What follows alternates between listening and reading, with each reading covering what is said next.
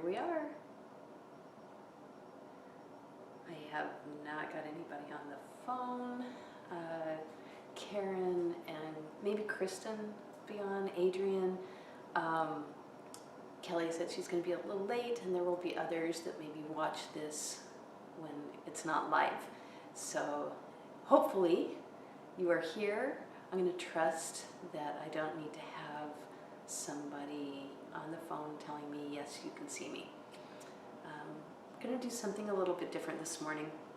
I feel inspired to share some things that are off the mat, that are still yoga. It has to do with just life in general.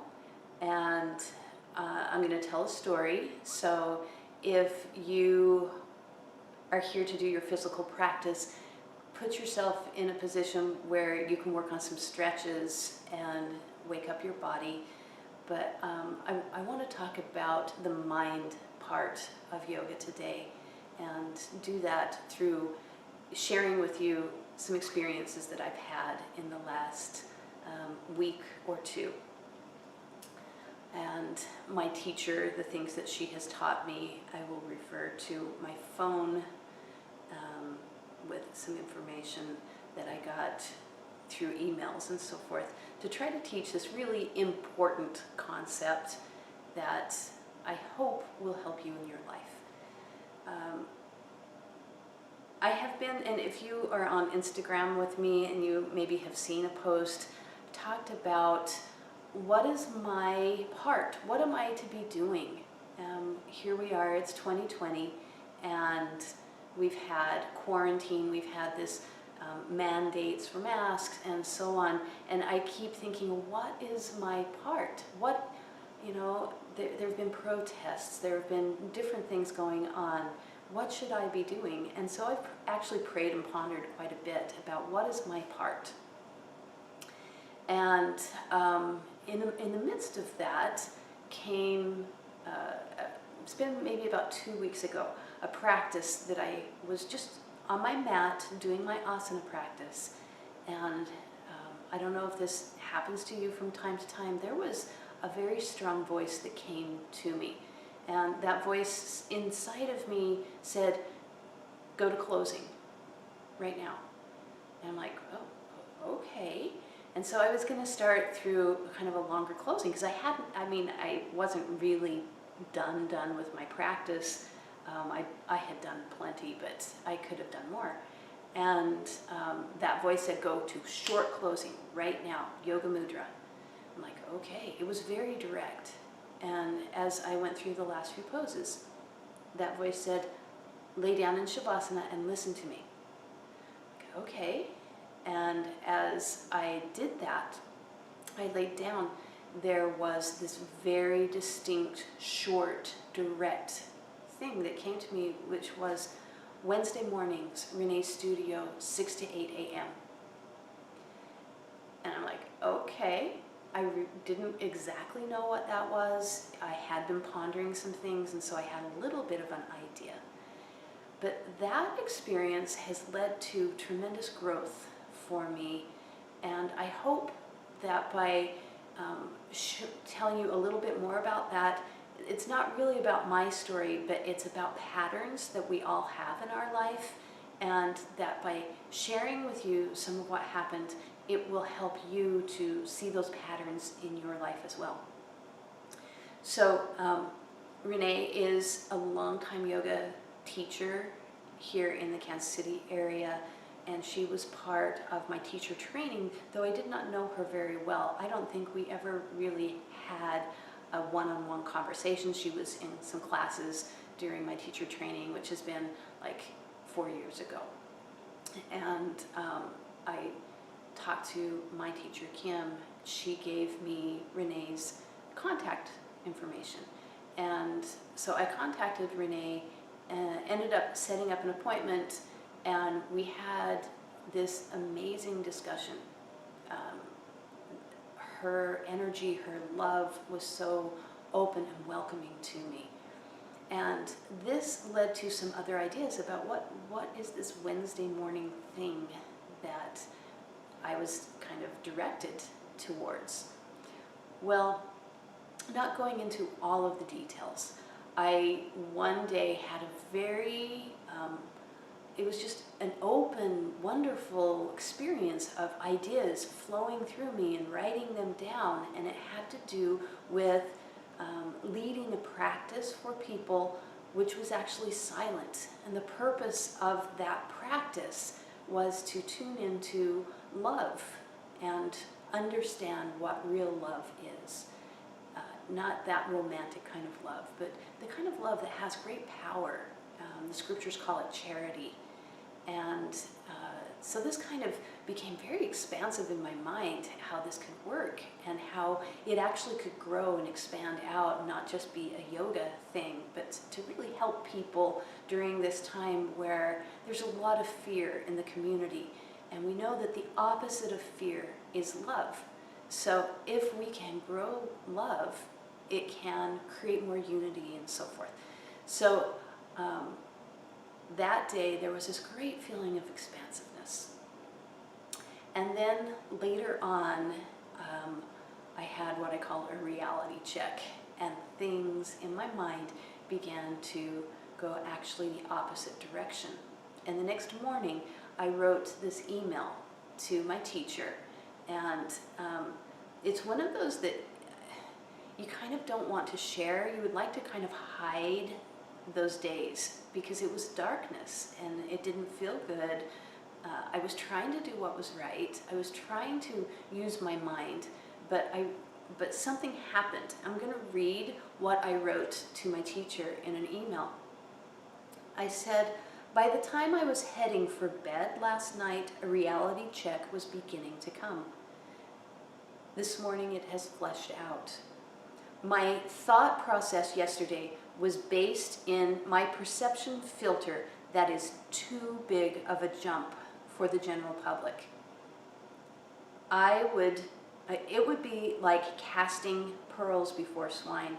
I'm realizing I have had this my whole life. I must have had these big dreams a lot. I can hear my dad say, 'Carol and her big dreams,' or her big ideas is what he would say."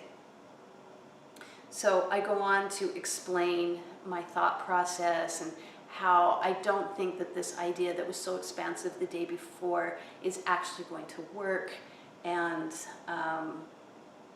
I was wondering why I had that voice that told me about Wednesday mornings, and I thought, well, maybe it was just to kind of get me in touch with Renee, and it was a much smaller idea in my mind than what I had originally thought. And Kim sent this very important email back. She said, "Carol, on those paragraphs in your email you wrote, they were from embodying the energy of fear and judgment." And she said a little bit more. I'm going to go back and add to that, but to make it clear, I was embodying, taking into my body fear and judgment. And she's spot on. That's exactly what I was doing. I was afraid of what people were going to think. I was afraid of being in a position where people would think I was wacky or something like that. That really was where I was. And my words did not deny that when I wrote them down. So going back, adding to what she wrote, there was a big parentheses, but it's hard to understand it until you know that what the end of the sentence is going to be. So my words came from a place of embodying the energy or belief systems, behaviors, perspectives, ancestral asleepness of fear and judgment. So what I was taking in was a belief system of things that have been passed down to me for generations. We all have these patterns that have come. It has to do with our survival here in this mortal body.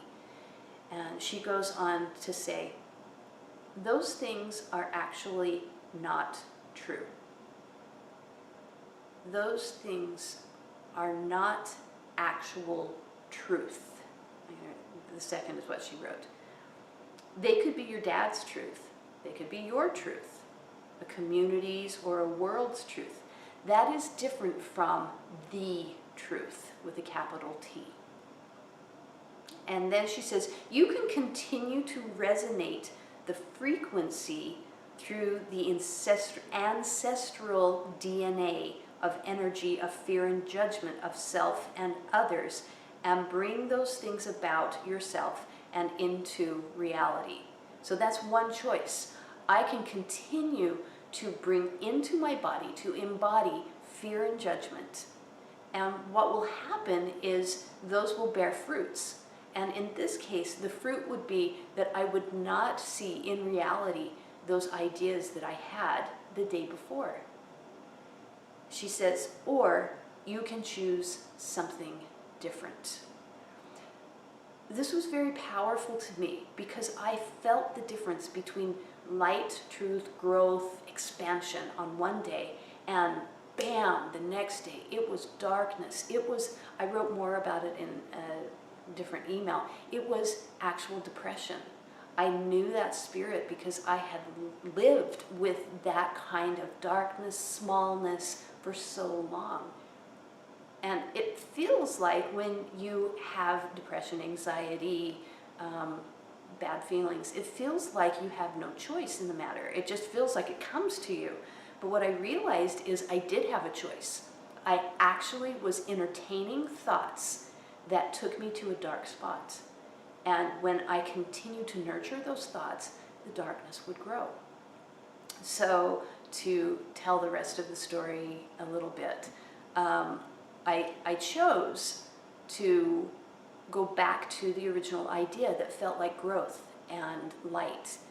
And I had to work at it. There were some obstacles that were placed in my way. I had to show that I was willing to listen to that internal voice that came to me. And until 2 days ago, I didn't think it was going to work. But as I shifted my thoughts and I stayed with it, it worked out. And yesterday, we had our first silent practice in that space. And I will write and tell you more about that and invite you to do that next Wednesday and to expand love in our hearts and understand better what love is. So hopefully, having shared that story, we can judge better between light and dark, between growth and contraction in our life, and know that it is a choice that we make to embody, bring into our body those different energies. And we have a choice to say, no, I will not embody, bring into my body an energy that is not expansive. I'd love to hear from you if you want to talk more about that and make it more personal, maybe some stuff that you're dealing with in your life. This has been a great revelation for me. I'm very grateful to my teacher who helped me in real time to see what was going on inside of me. All right, so let's go do some yoga. Someone said yesterday, maybe it was Kristen, I can't remember, something to do with the shoulders. So I'm going to pull my hair back because it's hard for me to go upside down when my hair is long and in my face. And I had not gotten to pulling it back. And I thought, okay, I'll let you guys see what I look like with my hair down. So let's remind ourselves of some of the things we can do for the shoulder. We're just mostly trying to stretch this front part. When our shoulders kind of get in the action, we're trying to stretch the front part near the collarbones. And there are a few exercises we've done before. This is a good one to take a broomstick and just bring it up over the head. And there comes a point where there's some resistance. At that point, you want to bring your hands a little bit further out so that you can get past that resistance. And it may be a quite wide before you can go all the way back and down. You don't want to hurt yourself. Maybe the elbows need to bend. But you can feel at some point some resistance, it's not really resistance, but there's a spot of right on the edge, and it stretches my collarbones. Now, again, there is a tendency when I'm doing this to kind of do this, and I have to remember to pull that back in and bring my energy up through the body in order to bring that stretch into a healthy alignment. So this is one really easy stretch to open up the collarbones. And you can go back and forth a little bit if that helps, but the main thing for me is to find that spot where it opens up the collarbones. Similarly, put this back. Similarly, you can find a corner wall and kind of like when you go into chaturanga, maybe a little higher, maybe a little lower, and you have to experiment with it. And if I'm in the corner, I can lean into that, and it's doing the same thing. It's bringing the shoulders back and just lean into that until you feel this opening. It's just a stretch, and that can help to open this part. In our day-to-day life, our tendency is to lift the trap muscles, the trapezius muscles, and we're trying to lift something, and we lift up from here. So we're trying to train ourselves to lower and bring that back, and if we will keep that in mind in our practice, this will change over time, and we will feel less and less stress up here in the neck and the traps, and we will build our muscles down the sides and in the pec muscles, and then the body balances out, and you stop having so much tension in the shoulders. So that comes from repetitive or like we're lifting things a lot, and when we do that over and over again, those trap muscles usually are the ones that are fatigued. So we're going to learn to balance that out. Downward facing dog is all of our sun salutes. Actually, when our hands are forward, it's the elbows coming in, and that opens up the shoulder. I know that we've talked about this, but today maybe it will be different as you do your sun salutes. So the elbows come in, but the base of the thumb and the first finger counterpose. This is going away. That counterposes as we bring all of that into alignment and straightness.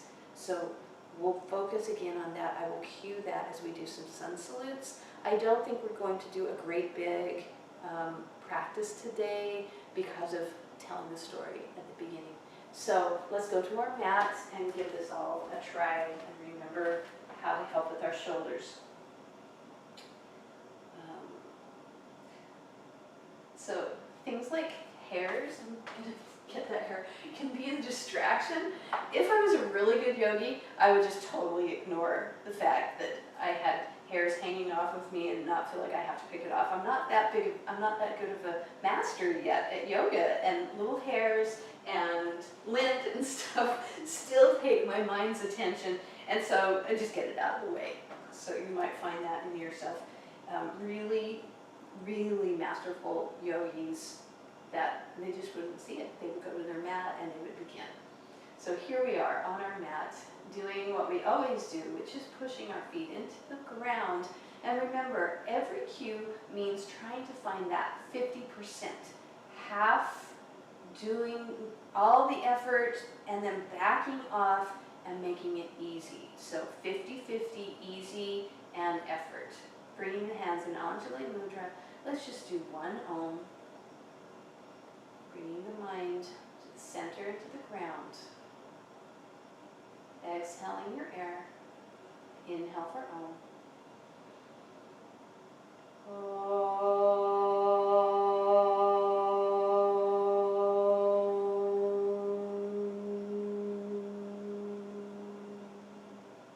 Hands to thighs.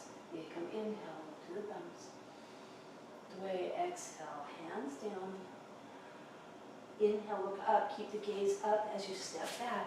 Already we're working on our shoulders, elbows in, and thumb at the base of the first finger, counterposing and downward facing dog. So continuing, bringing those elbows close together energetically opening up the shoulders. You might feel it in the collarbones being wide, but the thumb and the base of the first finger are counterposing. You feel those on the mat. Breathing again, releasing the neck while you're working on those shoulders. Last breath. Inhale, look forward, bring the feet forward. Exhale the head down. Inhale, come up. Watch the thumbs as they go over your head. Exhale, Samastitihi. Again, inhale, looking to the thumbs. Shoulders aware. Exhale, head down. Inhale, look up. Keep the gaze up as you step back. Feel your hands on the mat, elbows in. Inhale, upward facing dog. Exhale, downward facing dog. Breathing 5 times.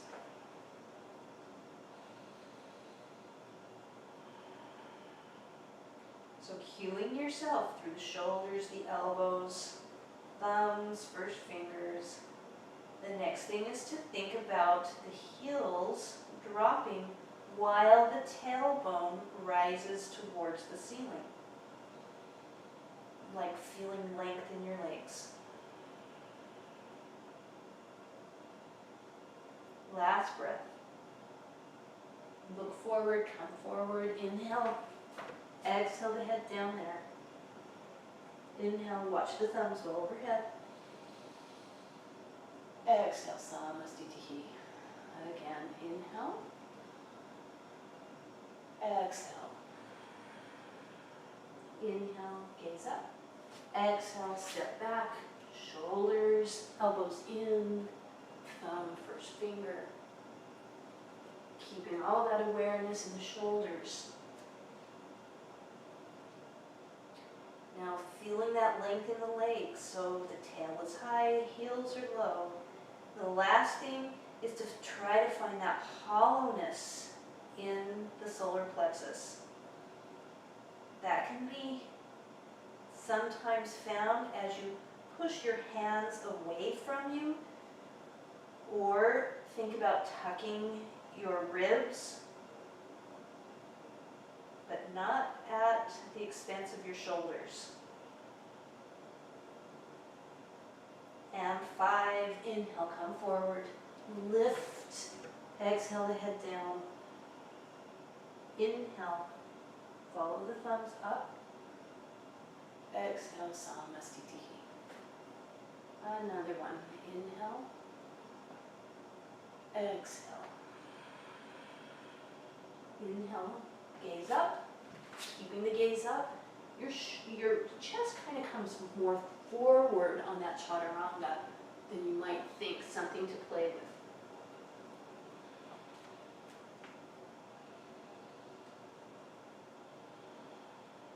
So cueing yourself through all of those steps.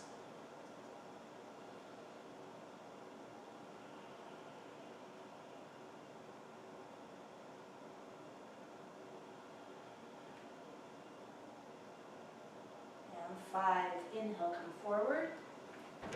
Exhale the head down. Even here, as you come up, you're feeling a wideness in your shoulders. Exhale, Samastitihi. Last one, inhale. Exhale. Inhale, keep the gaze up. Exhale. Inhale. Exhale. 5 breaths. Think of the elbows, thumb, first finger, heels, tail, and ribs.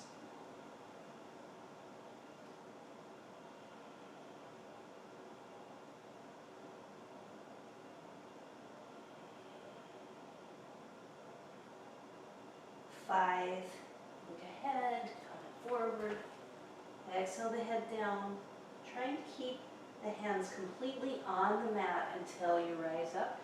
Look at your thumbs. Exhale, Samastitihi. Surya Namaskar, bend the knees. Exhale the hands down, head down. Inhale, look up. Exhale, step back, high plank to low plank, elbows in. Inhale, upward facing dog. Exhale, downward facing dog. Now lift it from the waist as you bring your foot forward. Inhale, look at the thumbs. Exhale, hands down. If your arms are really tired, your shoulders really hurting, maybe you don't raise your hands all the way up and give them a break. Second side, stepping forward, lifting from the waist. So you might just come up like this if you're really sore. You can just raise your hands part way.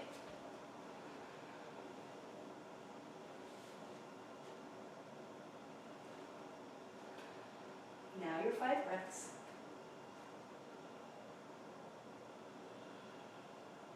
Continuing to cue the elbows together, thumb, first finger, heels, tail, ribs, and the breath. Majority is the navel, so the chin is down towards the chest.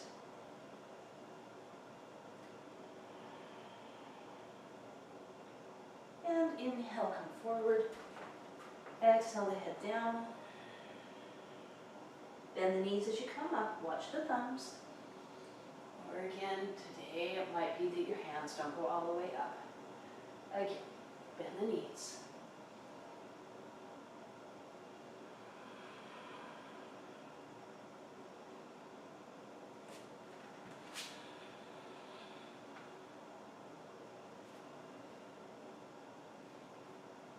As you step forward, think of lifting from the waist. It lifts your legs from that Uddiyana Bandha. Lifting from Uddiyana Bandha as the legs goes back.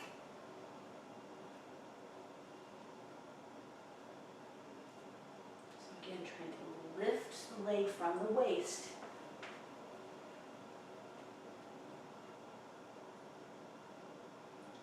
Again, lifting from the waist as you bring the leg back.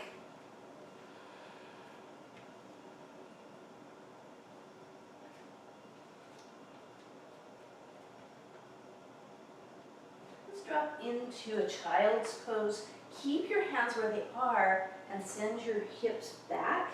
And see if you can feel the stretch in your arms as you continue to rotate the upper arm bones by bringing the elbows energetically closer together.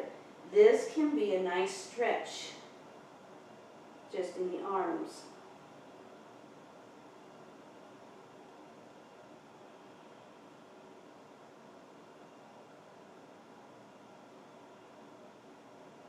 And coming up, breath 5 in our downward facing dog.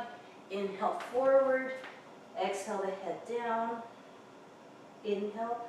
Bend the knees, follow the thumbs, and exhale, Samastiti. One more, bend the knees. Exhale the hands down. See if you can keep the hands flat. That's an advanced thing, is to keep the hands on the mat through the whole time that you're down. Stepping forward. I used to not be able to keep my hands flat as I brought my feet forward, my feet forward in both sides. But I worked at it,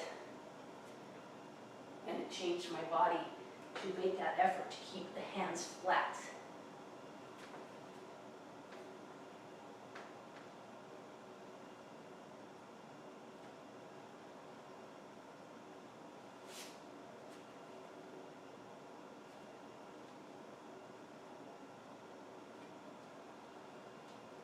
Our 5 breaths.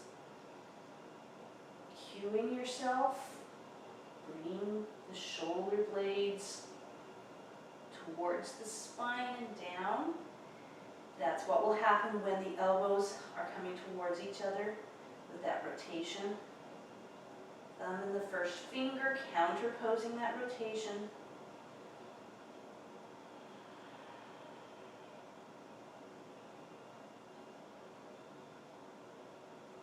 Now as you come forward, really think about what your hands are doing. They should be wide.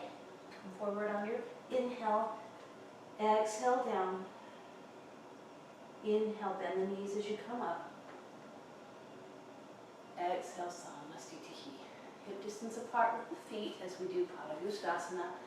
Inhale up out of the pelvis before coming forward and taking the toes.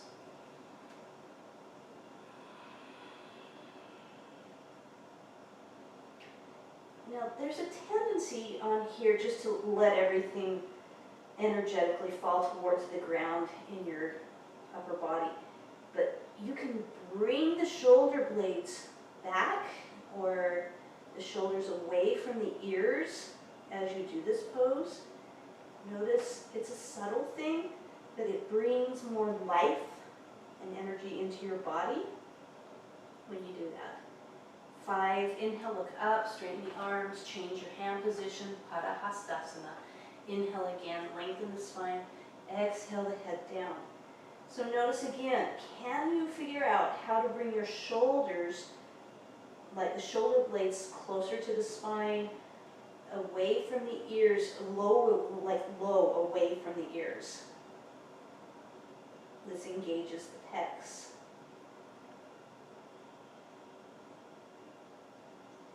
And then if you think about the tailbone towards the ceiling, 5, inhale, look up, exhale, hand on the waist. Inhale, stand, exhale, feet together. Utthita Trikonasana, stepping out to the right, and then exhale as you go down.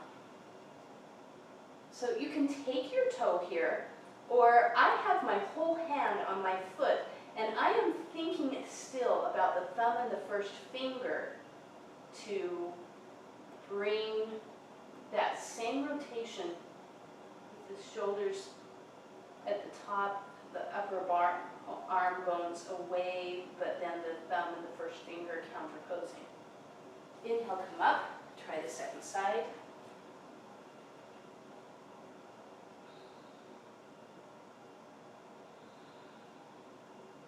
Elongate the spine, feet into the ground.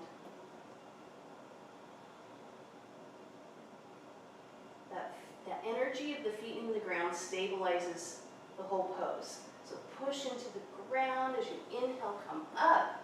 That's the stability as you then pivot and do the second side.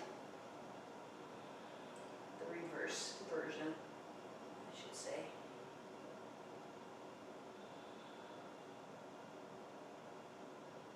If your shoulder is sore, just lay your hand on your back and work on the twist.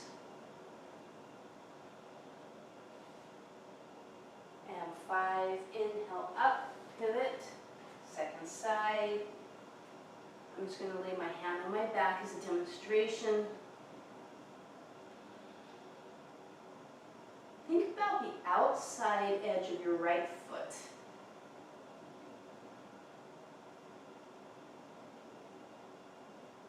And 5, inhale, come up. Exhale, Samasthiti. Extended side angle, Ardha. Hand might go down to the side or up on your knee. And you may be extending the left hand and looking at it. If that is hard on your shoulders, just keep it down and try to extend the side without extending your arm. Pushing into the feet. Outer edge of the left foot. Maybe 90-degree angle more in the front knee. Inhale up, second side.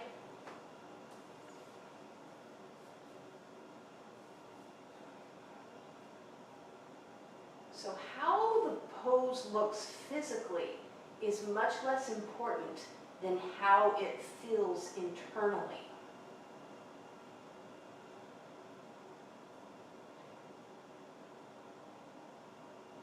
And 5, inhale, come up, pivot into the reverse. Today I'm going to drop my back knee, you might not, and I'm bringing my elbow over the thigh. I'm working on this twist. So my upper body is twisting away, but from my waist down, it's twisting the opposite direction. So my navel is headed towards the left.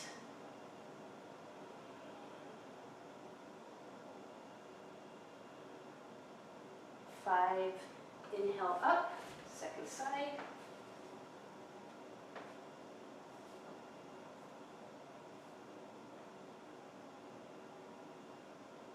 So again, my left shoulder is away while my navel is going towards the right. Trying to elongate the spine even as I do this. 5, inhale, come up. Exhale, Samasthiti.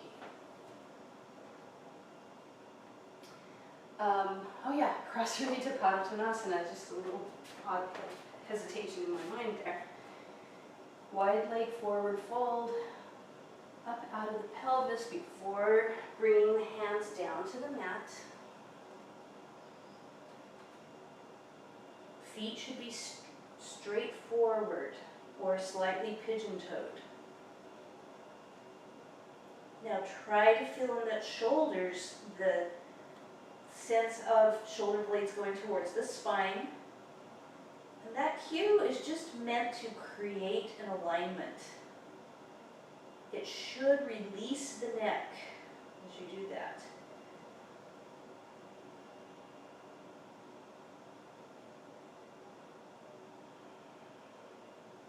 Inhale, come part way up.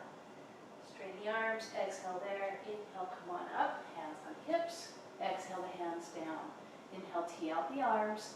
Exhale, bring the hands back to the hips, or I'm up on my ribs as I lift my ribs up and then come forward. Now we can really work the elbows towards each other here.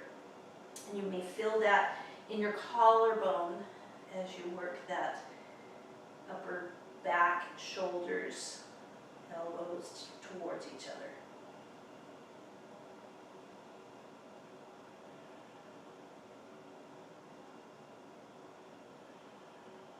Pushing into the feet as you come back up, so that's 5. Inhale, push into the feet. Exhale the hands down. Inhale, tee out the arms. Exhale, interlace the fingers behind the back, bringing the shoulder blades close together. Inhale, up out of the pelvis. Exhale, forward.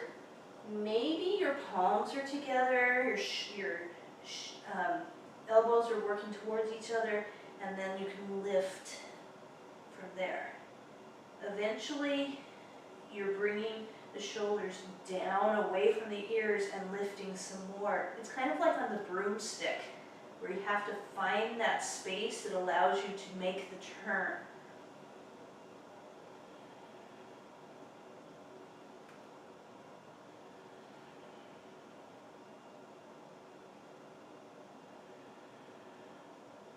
Last breath. Inhale, come up. Exhale the hands down. Inhale, come all the way forward without teeing out the arms. Take the toes. Inhale, elongate the spine again. Exhale the head down.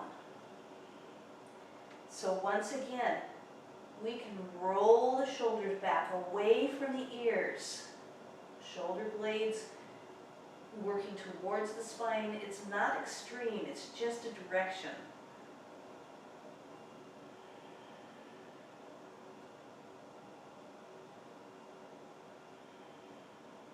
And if you are doing that with your shoulders, it releases the neck. So if you feel all scrunched at your neck, we're still going to work at that rolling the shoulders back. Inhale, look up, straighten the arms, exhale there. Inhale, come up, hands on hips, rotate your feet so you can step forward, Samasthiti.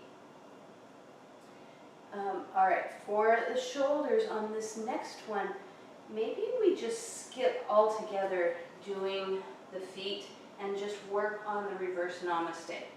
So this is really good for the forearms, and you might be way down here or something, or you might be way up into the middle of your back.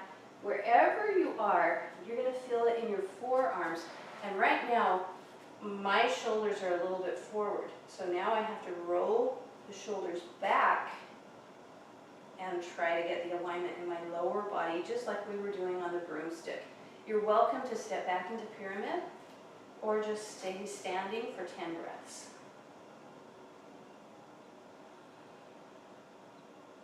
Really try to feel the alignment, the Uddiyana Bandha coming up and the ribs then tucking.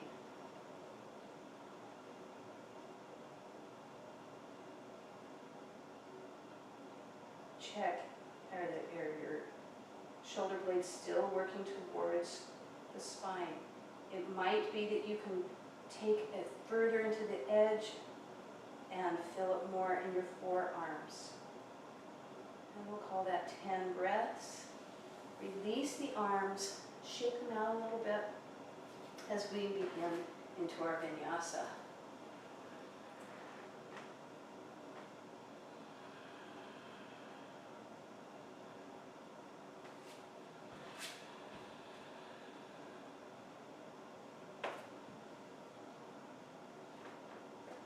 Bring both feet. If you've never jumped before, try it now. And then come straight into your chair pose, Utkatasana. And again, if your arms are really, your elbows are, not your elbows, your shoulders are really hurting, you can bring your hands apart and maybe they're much lower. But work on baby cat back and your chest high. Maybe you're feeling it in your thighs. And 5, inhale, hands up and just swing them around in a circle and back down to the ground. Inhale, look up. Exhale into your chaturanga. Now we're going to step forward with the right foot into Virabhadrasana A, Warrior A. So the hands are up, looking at your thumbs, or maybe the palms are just up. Or maybe you're just not doing anything as you're resting your traps to try to get them to settle down. You can imagine that your hands are up and imagine that you're looking at your thumbs if your arms are down. And 5, pivot on your feet. Keep your eyes up at your thumbs or as if you're looking at your thumbs. Try to lift up out of the pelvis. Think of the right foot, outer edge, pushing that outer edge into the mat. Maybe a little more 90-degree angle with your knee. Now inhale, stand and bring your arms out unless you're really resting your shoulders today.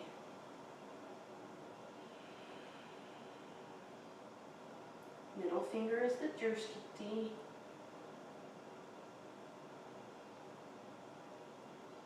Trying to release the traps.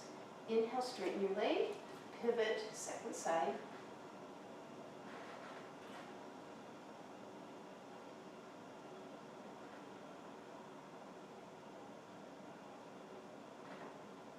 And 5, bring both hands to the front foot, frame the foot as you step back, chaturanga.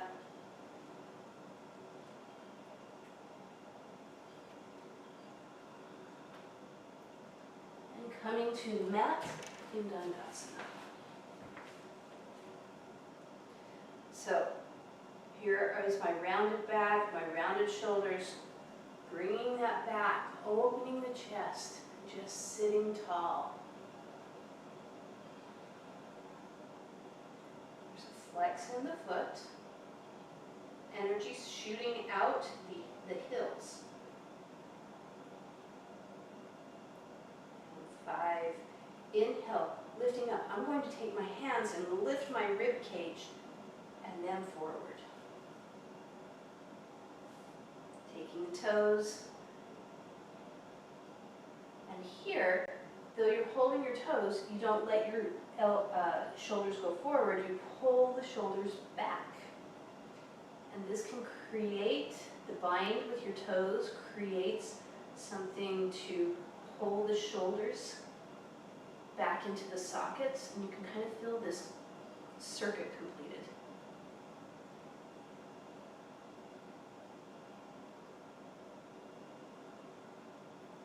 And 5, inhale, look up, change your hand position, exhale into 5 more breaths. Again, checking the shoulders, trying to pull them back.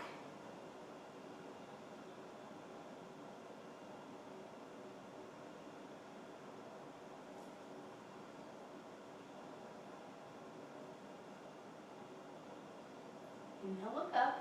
Exhale, release the pose. We're skipping a vinyasa and going into Purvottanasana, bringing the hands 10 to 12 inches behind. And maybe all you're going to do is really rotate those shoulders back and leave it there. You can go up into the lifted hips or tabletop. But the main thing is to really stretch the collarbones, stretch the shoulders wide. And 5, lower down if you're up, cross at your ankles, round your back, come forward and lift into your chaturanga.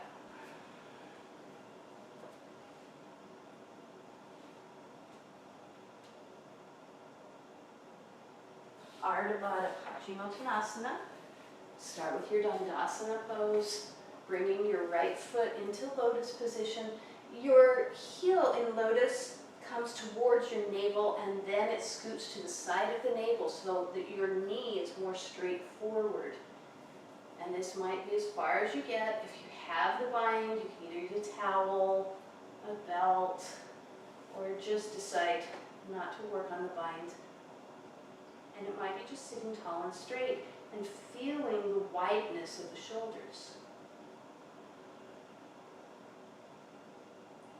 So the bind is to bring the shoulders back. Try to get both shoulders even. And 5, inhale, look up. Exhale, release the pose. Skipping the vinyasa, but just doing a lift and doing our second side.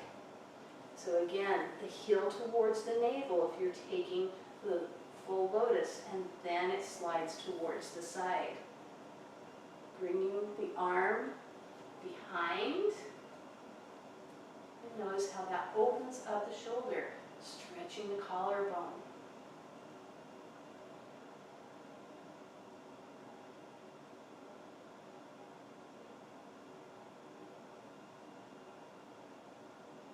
And 5, inhale, look up. Exhale, release the pose. Cross at the ankles, round the back, chaturanga, or vinyasa into your chaturanga.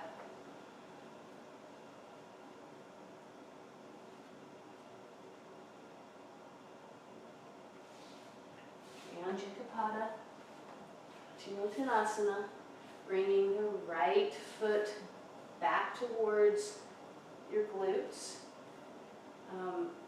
You might need to sit on a block, trying to feel the sits bones on the ground. If you're on the block, you might be able to feel it, but not when you're just straight on the ground. So that's the reason for the blocks, is to create stability. Your stretch might be in various places. It might be in the thigh. If there's a tweak in the knee, come out. It might be the front of the calf and the front of the ankle. All of those are potential places for a stretch here.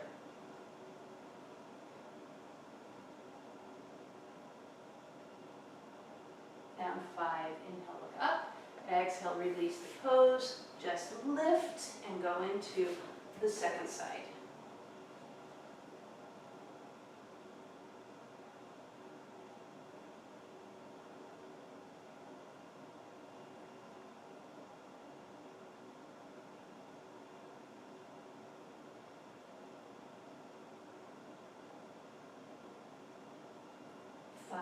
Inhale, look up. Exhale, release the pose. Cross the ankles, round the back, lift, step back. Elbows into your ribs.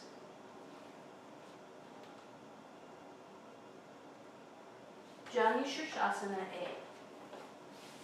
Bringing the right foot to the inner thigh, sitting tall. So once again, the shoulders are coming back away as you go forward. So kind of like a little upward facing dog with your upper back. Now, you lose that sometimes when you bring your hands forward, so pull it back like upward facing dog, even though your hands are forward.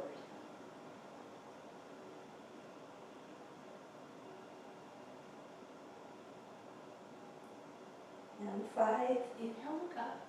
Exhale, release the pose. Let's just lift and go into our second side.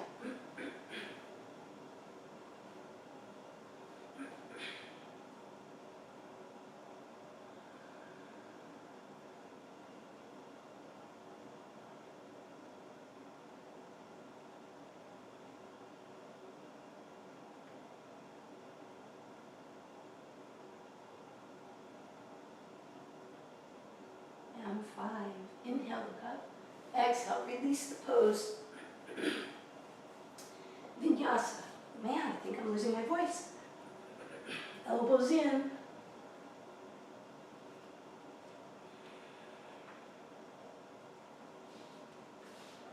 So just to make sure you remember, there are 3 Janu Shirshasanas. The second one, you sit on the hill. I'm going to skip that one today and work on toes down, heel up. This might be just to help with your foot at first. Just work on getting that position. If that's easy for you, then you come forward.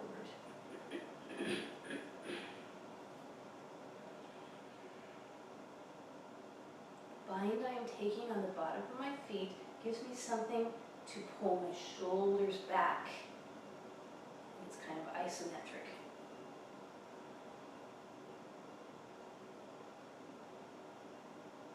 Five, inhale, look up. Exhale, release the pose. Lifting, second side.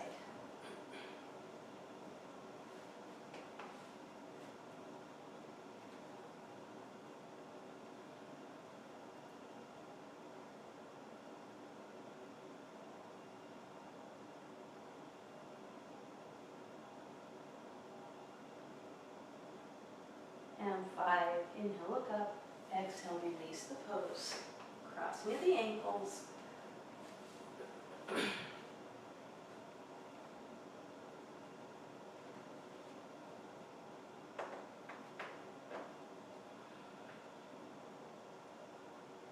Now I spent quite a bit of time on the story at the beginning, so I'm guessing that we are getting close to the end of our time.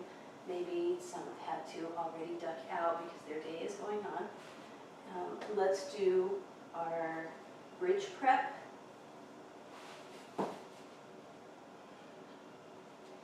So squeezing the knees against the block, but rotating so that the tailbone is pointing to the backs of the knees. You might lift your hips, you don't have to. You can do all of this work without lifting the hips.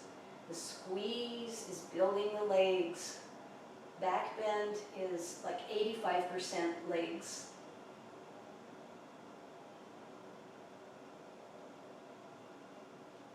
And 5, release.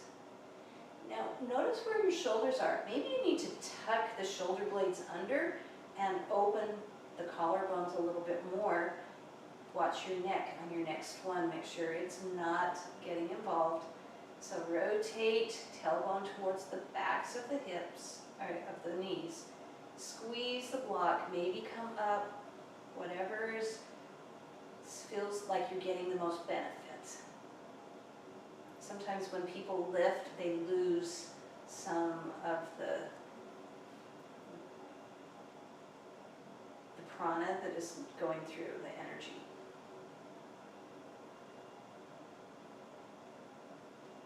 And 5, release.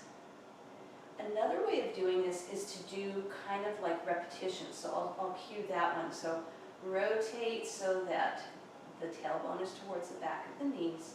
Exhale there, squeeze the knees.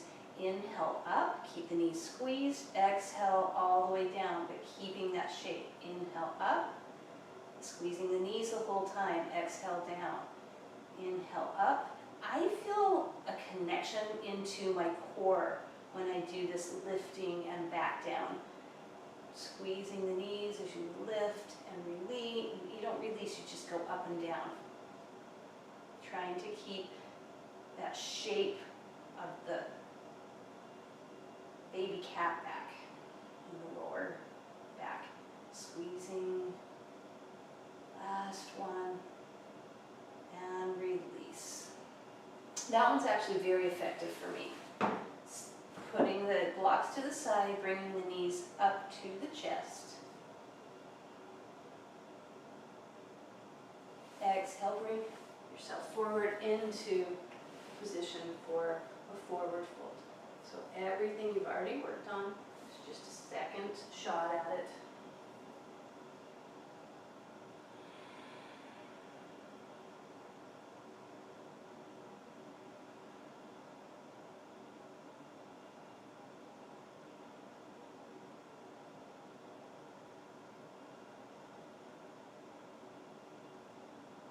This is actually 10 counts on this one. You can change your hand position partway through.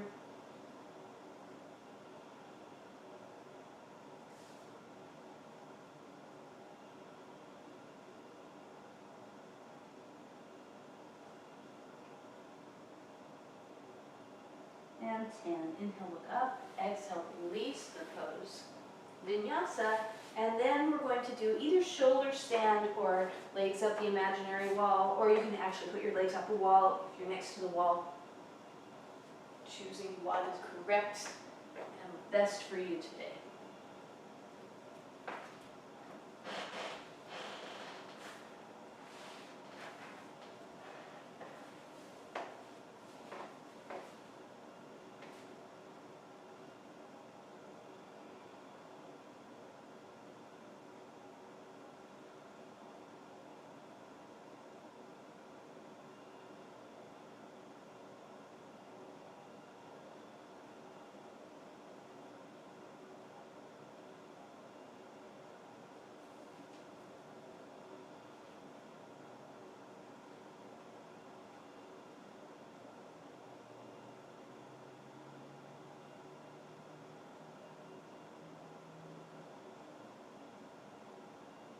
That's 10. We're doing 5 more.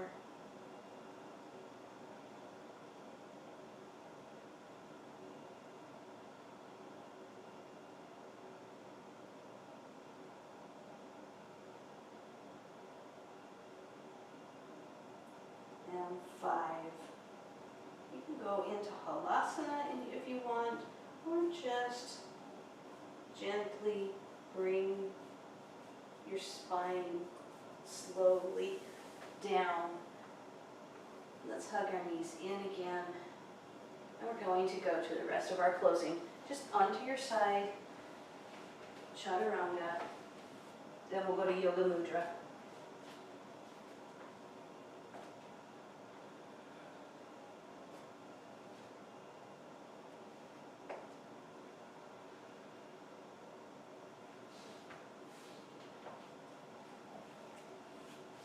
So comfortable seat, half lotus, full lotus, whatever seems to be the right thing for your body.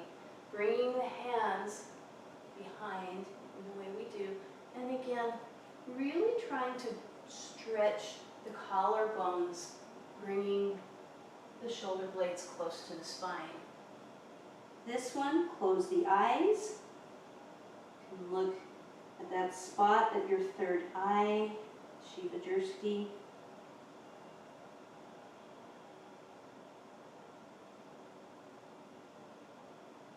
Maybe check again on the shoulder blades.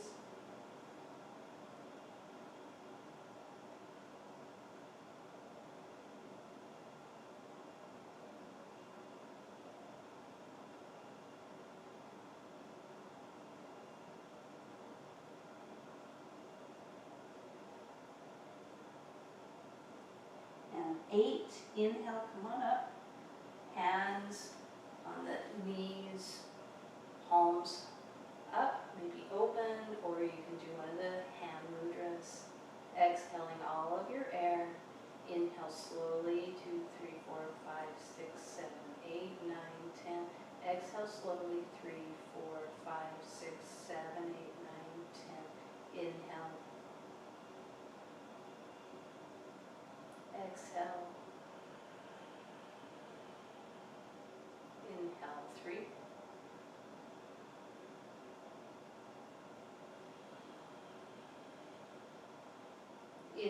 4,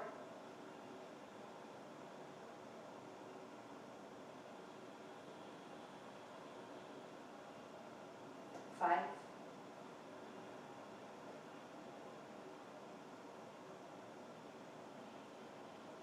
eyes remain open on this. Breath number 6.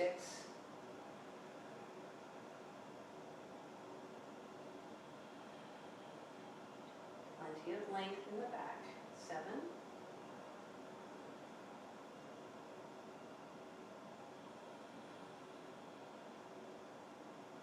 Breath number 8.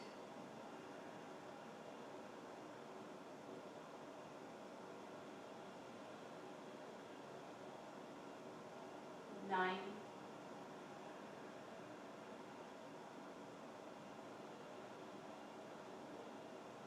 And 10.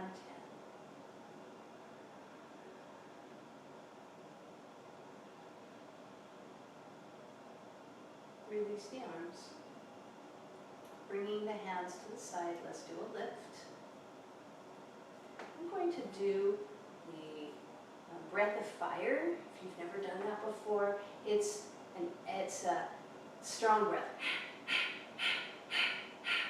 And so you can try that today if you want.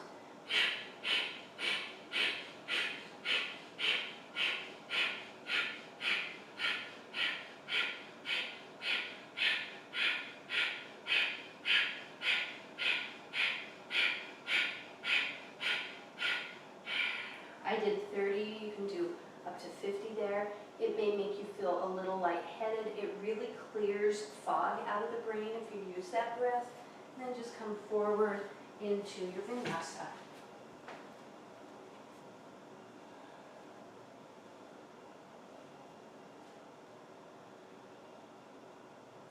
And go straight into your shavasana. Lay down comfortably.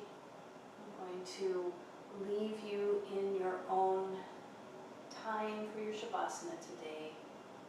May there be revelation as you release everything of the body and of the ego so that you can find truth, the capital T, truth that is inside of you, and tune into what heaven has for you this day and always. My internal namaste to you as you rest. Namaste.